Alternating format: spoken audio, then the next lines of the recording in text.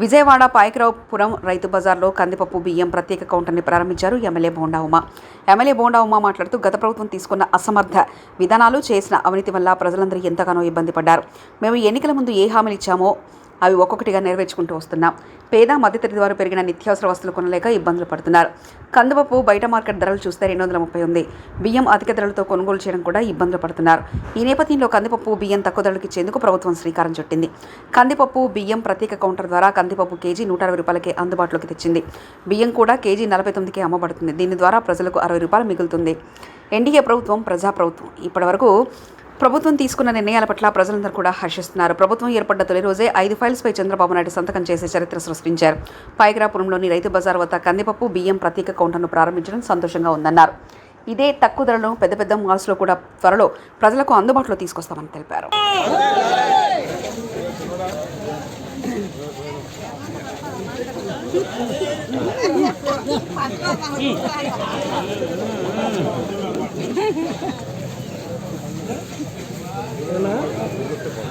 వస్తే సరిపోయింది.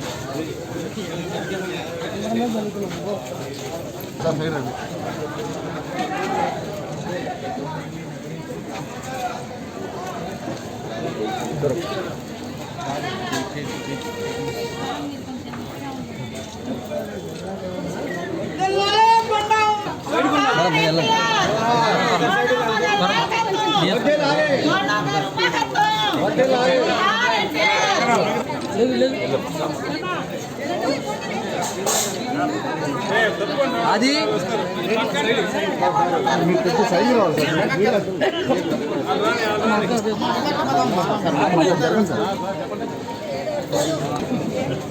మార్కెట్లో కందిపప్పు దగ్గర ఎంత ఇస్తున్నావు?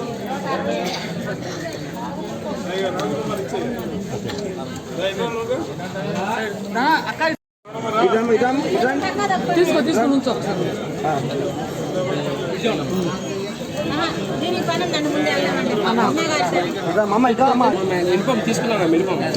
తీసానన్నా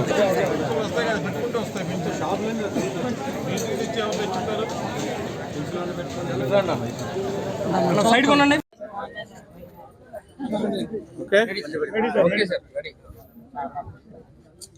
సమర్థ విధానాల వల్ల, అవినీతి విధానాల వల్ల కొండెక్కినటువంటి నిత్యావసర సరుకుల్ని ఈరోజు రాష్ట్ర ముఖ్యమంత్రి చంద్రబాబు నాయుడు గారు కొత్త ప్రభుత్వం వచ్చినాక మొదటి రోజు నుంచి కూడా దృష్టి పెట్టారు. ఏ విధంగా ప్రజల మీద భారాన్ని తగ్గించాలి, ఏ విధంగా ప్రజలకు అందుబాటులో నిత్యావసర సరుకులు తీసుకురావాలి, ఒక పద్ధతి ప్రకారం తీసుకురావడంలో భాగంగా ఈరోజు ప్రతి రైతు బజార్లో కందిపప్పు అలాగే రైసు స్టాల్స్ని ఓపెన్ చేసి కొండెక్కినటువంటి 220 రూపాయలు 230 రూపాయలు ఉన్న కందిపప్పుని 160 రూపాయలకే రైతు బజార్లో ప్రజలకు అందుబాటులో తీసుకొచ్చాం. దీనివల్ల ప్రజలకి కిలోకి 50-60 రూపాయలు లాభం వస్తూ ఉంది. వాళ్ళందరూ సంతోషం వ్యక్తం చేస్తూ ఉన్నారు. అలాగే బియ్యం కూడా సూపర్ ఫైన్ క్వాలిటీ 70 రూపాయలు ఉన్నటువంటి బియ్యాన్ని 48 రూపాయలకి ఇవాళ రైతు బజార్లో స్టాల్స్ ద్వారా విక్రయించడం వల్ల మరి ఆ రకం బియ్యం తినాలనుకునే వాళ్ళు 48 రూపాయలకి కొనుక్కెళ్తా ఉన్నారు. బయట బజార్లో 70 రూపాయలు ఉన్నాయి బియ్యం. ఇవన్నీ కూడా కొండనెక్కినటువంటి నిత్యావసర సరుకుల్ని ప్రజలకు అందుబాటులో తీసుకురావడమే లక్ష్యంగా తెలుగుదేశం ప్రభుత్వం పనిచేస్తుంది. ఎన్నికల ముందు హామీ ఇచ్చాం, పెరిగిన ధరలు తగ్గిస్తామని చెప్పి. దాంట్లో భాగంగా ఈరోజు మాట ఇచ్చాం, మాట నెరవేర్చాం. గతంలో కూడా చెప్పాం.